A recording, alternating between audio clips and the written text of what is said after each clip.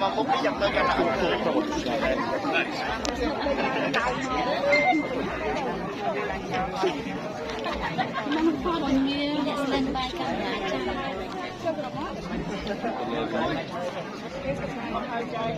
Việt Nam còn lâu lắm đi mà đá mặt nhá.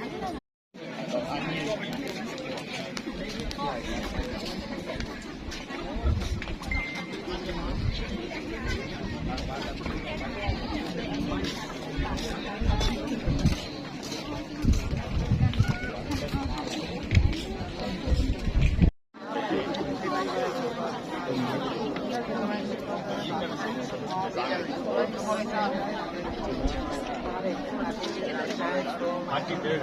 Yes, every time.